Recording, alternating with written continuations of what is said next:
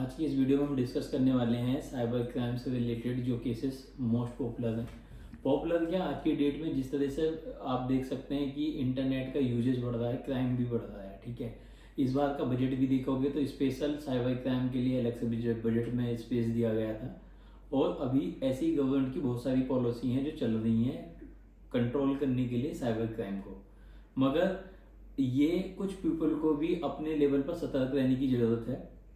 जहाँ तक देखा गया है कि फिशिंग एक्टिविटी जो होती है, किसी भी अल्फ़ाबेटिकल को यूज करके या कोई लिंक आपको मैसेज के थ्रू, व्हाट्सएप के थ्रू, या कोई एक लालच देकर या स्पैमिंग कोई ईमेल मार्केटिंग के थ्रू मेल भेज करके आपको एक प्राइज़ मिला है, या गेमिंग ऐप के थ्रू अगर आपको कोई ऐसी मेल आती है या ऐसा लिंक है जहाँ पर आपको ऑफर दिए जाते हैं, आप उनको क्लिक ना करें। सेकंड, गेम में अगर आप ऐसी कोई ऐप डाउनलोड कर रहे हैं, खासकर ध्यान रखना जो प्ले स्टोर में नहीं है। जैसे कि प्ले स्टोर में जब हम कोई ऐप को अपडेट करते हैं तो हम लोगों को क्या करना पड़ता है, उसको वेरीफाई कराना पड़ता है पोर्टल के थ्रू। उसकी फी भी होती है $25। गूगल हर किसी ऐप को अप्रूव नहीं करता, अगर उसमें कुछ भी अनऑथराइज एक्टिविटी दिखती है तो उसको ब्लॉक भी कर देता है। तो चांसेस हैं कि अगर किसी ऐप को आप देख रहे हैं तो पहले उसकी चेक करें, ठीक है, कितनी पुरानी है। ठीक है, रिव्यू पे एक बार को आप इग्नोर कर सकते हैं क्योंकि रिव्यू फेक भी हो सकते हैं। मगर देखना कि क्या आप अगर प्ले स्टोर से डाउनलोड कर रहे हैं कि डायरेक्ट लिंक के थ्रू। अगर डायरेक्ट लिंक के थ्रू है तो मेरा रिकमेंडेशन है कि नहीं जाए। और सबसे बड़ी चीज़, जो युवाओं के अंदर शॉर्टकट मेथड से पैसा कमाने का जो अभी लालच इंक्रीज हुआ है, जैसे कि अब वो क्या करते हैं कि ऑनलाइन अगर उन्होंने इंस्टाग्राम या कोई भी सोशल मीडिया ऐसी देखी, वहाँ पर उन्हें लालच आता है कि मैं थार ले लूँ, या वहाँ पे देख ले स्कॉर्पियो या कोई और भी डिफेंडर या और कोई भी बड़ी गाड़ी आई, क्योंकि वो लोग तो अपनी मार्केटिंग करके इस तरीके से मार्केटिंग करते हैं, उनको आपकी जेब से पैसा निकालना है। अब जिन लोगों ने लेनी है तो वो तो ले लेंगे, लेकिन जिन्होंने नहीं लेनी, उनका ड्रीम है कि मैं ये वाली गाड़ी लेके आऊँ, या कोई सी भी बुलेट या कुछ और भी चीज़ें हो सकती हैं, या मुझे ये ड्रीम्स लेना है, तो उसके लिए पैसा शॉर्टकट कमाने की कोशिश करते हैं। इसलिए वो लोग टारगेट करते हैं स्टूडेंट को, जहाँ पर उनके पास एनर्जी और शॉर्टकट मेथड कमाने का जरिया कोशिश करते हैं, वो फंस जाते हैं।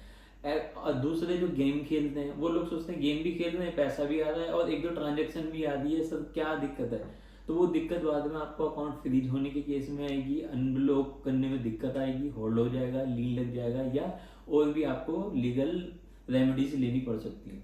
सिमिलरली ऐसी और भी साइडें हैं जो आपको ऑफर देती हैं वर्क फ्रॉम होम।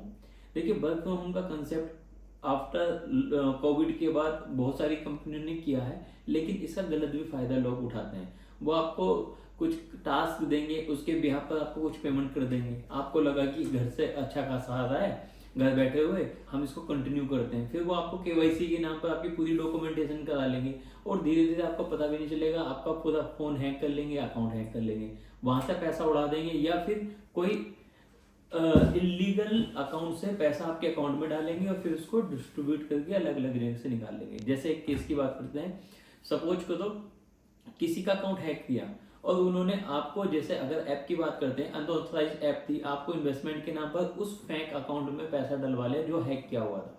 तो आप तो उसको जेन्युइन समझ के भेजेंगे। जो लोग, जो विक्टिम है जिनके साथ ये हुआ, वो अच्छे से समझ सकते हैं। उन्होंने उस फेक अकाउंट में पैसा मंगाया, तो जो स्पैमर थे या फ्रॉडेंट थे उनका तो अकाउंट भी यूज नहीं हुआ, पैसा भी आपसे ले लिया। अब निकालने के लिए वो वैसे ही यूज करते हैं, जो लोग कैश ट्रांजेक्शन लेके कैश देते हैं उनको यूज कर लेते हैं उन दुकानों पर कि मेरे भाई ने ट्रांजेक्शन करनी है, कैश दे दो। या फिर वो क्या करते हैं, कोई चीज परचेज कर ली ऑनलाइन किसी दूसरे से, या उस अकाउंट से करा देंगे कि भैया कर देंगे पेमेंट, या मेरा दोस्त है, या कुछ भी है। तो इन चीजों से बचने के लिए आप जेन्युइन तरीके से ही जाएं। जहां पे आपको लगता है, एक बार आप देखोगे तो एक बार दिमाग बोलता भी है या दिल करता भी है कि यार ये गलत है, आप उसको सुनो बचने के लिए। ऐसा नहीं है कि हर सेफ्टी टिप्स के थ्रू ही आप जा सकते हो, या गवर्नमेंट ही सब चीज़ों पे एक्शन लेगी, या आपका अपना विवेक है, अपनी भी समझ है। जिस तरीके से बार बार बोल रहा हूँ, इंटरनेट का यूजेज बढ़ रहा है, वैसे ही क्राइम रेट भी बढ़ रहे हैं। ठीक है, कुछ लोग हैं जिनको आप इन्फ्लुएंसर को देखते हो या जल्दी वो पॉपुलर हो चुके हैं, वो एक अलग मेथड है कि आपके पास कोई यूनिक स्किल है, आप अपना यूट्यूब चैनल बनाने के बाद या कोई इंस्टाग्राम पर पॉपुलर हो रहे हैं, वो एक डिफरेंट मैटर है। उसके बाद आप एज ए एफिलिएट वहां से या फिर इन्फ्लुएंसर कुछ रेवेन्यू जनरेट कर रहे हैं। मगर ये जो फेक आती हैं चीजें, इनको जब तक आप वेरीफाई नहीं करोगे, आप पेमेंट मत डालो। और मैं बार बार बोलता हूँ कि अगर आपको सेफ्टी टिप्स अपनानी है तो एक अपना अकाउंट ही अलग रखो जिसको आप इंटरनेट से कनेक्ट रखोगे, नेट बैंकिंग रखोगे, ताकि कभी किसी तरीके से किसी ने हैक किया तो उसमें इतना बैलेंस होगा ही नहीं। बाकी आपके और अकाउंट है उनको डीएक्टिवेट करके देखिए ऑनलाइन के केस में, ठीक है। दूसरा तीसरा जो लड़कियों के लिए ज़्यादातर आते हैं वो लोग क्या स्टॉकिंग के शिकार होते हैं, या वो अपनी कुछ वीडियो डाल देते हैं, उन वीडियो को वो एडिट करते हैं, या लोन ऐप हुई, ऐसी चीज़ों से जो आपको बहुत कम टाइम पीरियड में जल्दी बेनिफिट देने की कोशिश करती हैं, वो आप समझ लेना कि जालसाजी हो सकती है। या बहुत सारे ऐसे ऐप के साथ साथ ऐसे लालच या ऑफर भी आते हैं, इंक्लूड जॉब के, लोन के, कोई अदर्स ऑफर है, उनसे बचने की कोशिश कीजिए। अगर फिर भी गलती से आप किसी न किसी क्राइम के अगर शिकार हो जाते हैं ऑनलाइन, तो आप 1930 पर कॉल करके इमीडिएट बेस पर उसकी रिपोर्ट करें। सेकंड, कोई और इससे भी यूनिक अगर ऐसा आता है तो उसकी भी रिपोर्ट करें, ताकि गवर्नमेंट या अदर्स बंदों को इसकी अवेयरनेस हो और वो भी सेफ रहें। अगर 1930 बिजी आता है, आप नहीं उसको यूज करना चाहें, तो साइबर क्राइम के पोर्टल्स है government.gov करके, वहां पर आप जाकर अपनी कंप्लेन कर सकते हैं। वहां पर आपको पूरा ऑप्शन मिल जाता है कि आपका फाइनेंशियली लॉस हुआ है कि नहीं हुआ, वहां पर पूरा मेथड आते हैं। अगर आप चाहोगे तो मैं पूरी वीडियो भी बना दूंगा कि किस तरह से वहां पर आप लोगों को कंप्लेन करनी है। सबसे तीसरी चीज, आपको डरने की जरूरत नहीं है कि अगर मैं कम मेरे साथ हो गया मैं बताऊंगा तो मुझे पुलिस परेशान करेगी। है साइबर पुलिस बहुत हेल्पफुल है एज कम्पेयर टू अदर्स, बाकी का तो मैं नहीं बोल सकता, लेकिन हाँ जो साइबर में है वो लोग बहुत अच्छे से सुनते भी हैं, रिप्लाई भी देते हैं।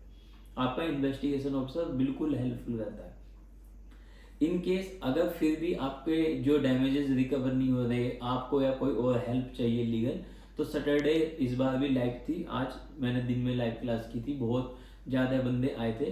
प्राइवेसी के कारण, क्योंकि उनके अपने कुछ मैटर थे जिसमें उनकी अपनी नाम नंबर डिटेल्स भी थे, इसलिए मैंने वो वाली वीडियो को यूट्यूब पर लाइव नहीं किया आप लोगों के लिए। वो लाइव सेशन अलग से था उसी में। अगर ऐसा तो सैटरडे कोशिश करता हूँ कि मैं एटलीस्ट 2 to 3 या 4 घंटे आपको दे पाऊँ, जिससे कि आप 1 to 1 मुझसे डिस्कस करके हेल्प ले सकते हैं।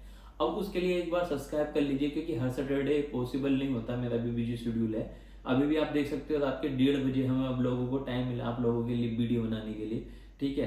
कोशिश करता हूँ जितना दे सकते हैं, जितनी मेरी समझ या नॉलेज बोलती है। फिर भी आप लोगों को अपने भी विवेक का, अपना समझ का यूज करके ये देखना है कि क्या ये ठीक साइड है या क्या ठीक ऐप है, या इन्वेस्टमेंट कर रहा हूँ, क्या मुझे ओटीपी देना चाहिए, क्या मुझे अकाउंट डिटेल देनी चाहिए या अदर्स इन्फॉर्मेशन देनी चाहिए। ये सब कुछ आपके विवेक पर डिपेंड है। ठीक है, अगर वीडियो सही लगती है शेयर कर सकते हैं, आपकी चॉइस है। आपको और दोस्तों को अवेयरनेस क्रिएट करने के लिए शेयर कर सकते हैं, सब्सक्राइब कर सकते हैं। और भी मुझे जितना भी मुझे टॉपिक मिलते हैं, नए नए केसेस आते हैं, मैं आप लोगों को अवेयर करने की कोशिश करता हूँ। साथ ही साथ आप चाहे तो इसको सब्सक्राइब कर इस पर्पज से भी कर सकते हैं कि जब मैं लाइव क्लास लेता हूँ तो मैं यूट्यूब पर अपडेट कर देता हूँ। Thanks for watching this video.